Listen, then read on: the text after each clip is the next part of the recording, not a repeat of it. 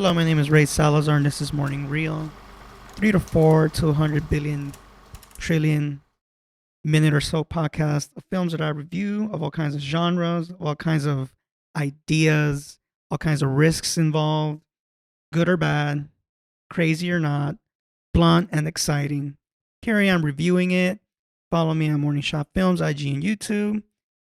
Rate and review this podcast. It's on Apple, it's on Google Play, it's wherever you get your typical podcast audio sources, except Spotify. Not sorry. It is blazing out here in California. It's raining like hell.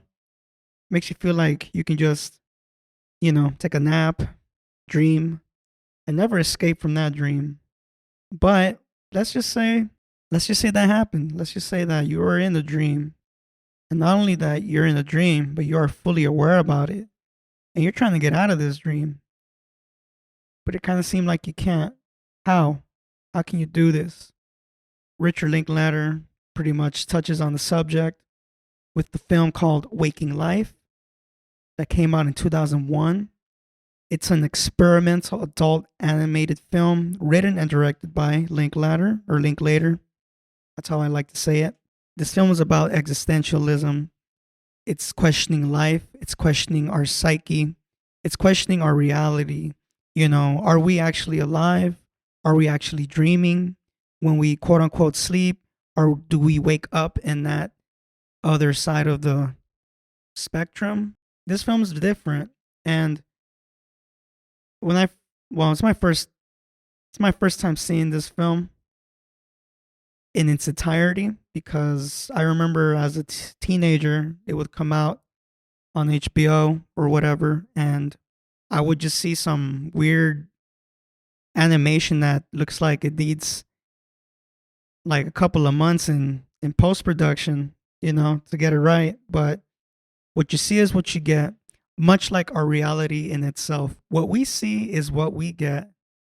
And this film talks about that. This film is not your typical film. There's really no story. There is a structure. It's very basic. It's plain and simple. I, for one, for the most part, do enjoy this film. Right off the bat, I'm just gonna give this film 3.5 tokes, and not 4. And there's a couple of cons, right? But I guess the biggest con that I noticed, it's not even a con. It's just like my personal take on why it's not a 4. And there's really not that much of a story. It's more about this protagonist who, I guess, as we see it, he wakes up, he walks around Texas, mainly Austin, if I'm not mistaken, because a lot of Linklater's films are set in some parts of Texas, whether it be Austin or Houston, but it's mostly Austin, I think.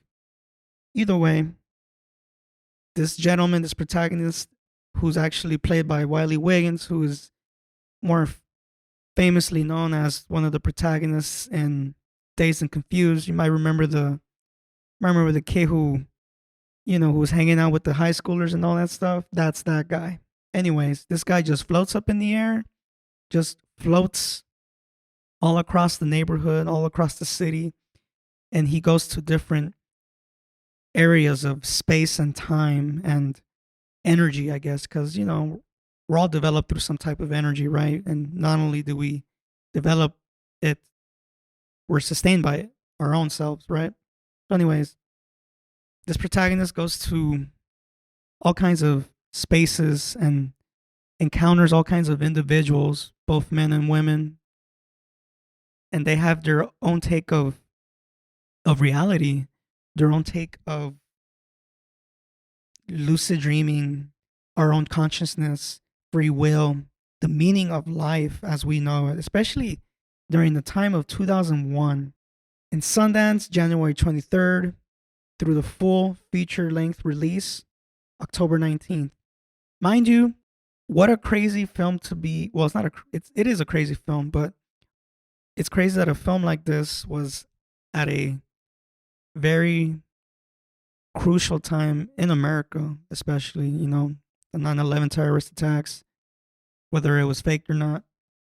For a film to exist that talks about life, the meaning of life, existentialism. Well, it's not a fact, but I can imagine the reason why it didn't perform so well in the box office is because, especially when 9/11 happened, there was no way people were going to go into a theater and want to watch a movie about basically life. And it's funny because they don't touch upon death, but they both go together, obviously, life and death, the beginning and the ending of a life cycle, a vessel. I can see why people wouldn't want to enjoy it. And this is a film where you would enjoy it because of its intellectual, ideas and theories and just quips, right? And it just takes a certain individual to actually sit down and like see the whole thing. And I must say, the rotoscoping, which is pretty great, especially for its time, it's great. I like it. It's vivid. Obviously, what you're looking at is, you know, a film that was shot and then later rotoscoped in post production. And when you look at it, I mean, when I look at it and I see it and I realize it, I was like, dang, man, like these scenes actually happened in real life. Like they were actually shot. Not everything was digitally animated from the scratch. There was, actual humans involved, actual motion, light, and sound all being done all at once.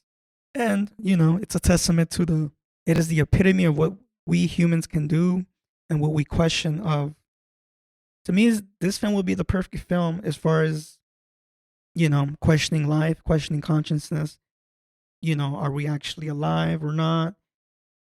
This film doesn't poke fun at it, but it really does explore it very well.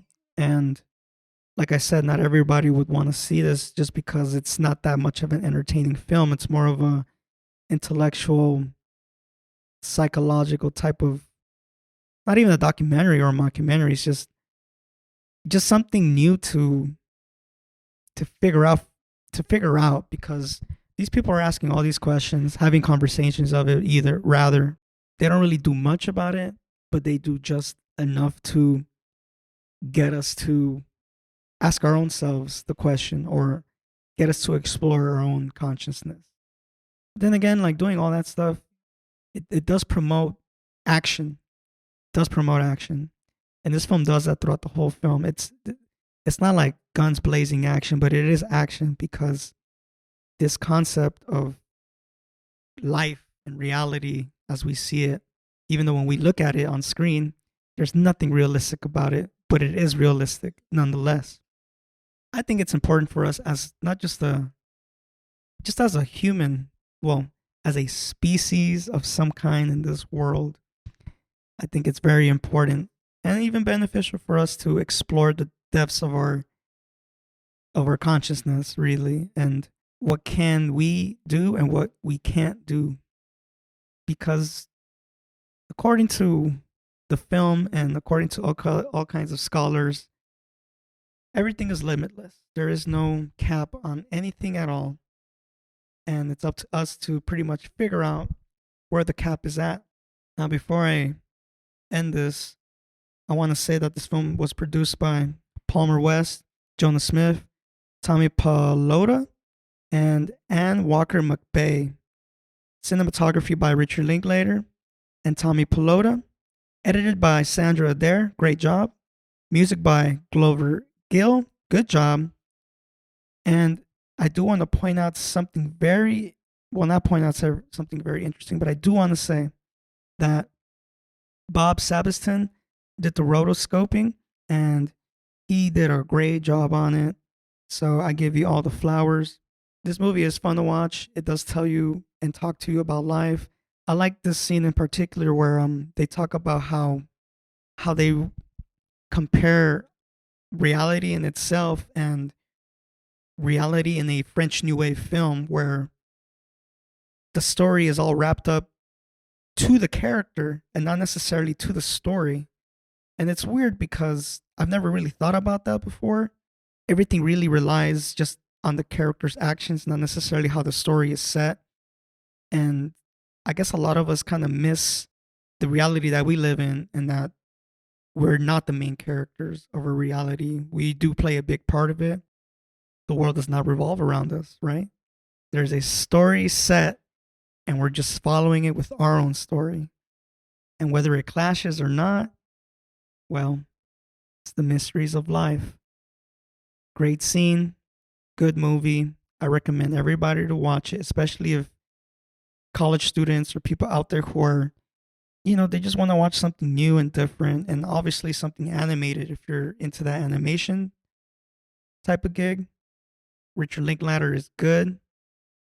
He even has a scene of his own talking to Wiley Wiggins about, he gives us an example about a guy writing a book, and after he had published it, he's living his life, right? After a couple of years being published, he started to experience things from the book with people that are named from characters from the book. So in some weird way, he's like reliving the book. He gives us an example about a guy writing a book, and after he had published it, he's living his life, right? After a couple of years being published, he started to experience things from the book with people that are named from characters from the book. So in some weird way, he's like reliving the book, but obviously he's not.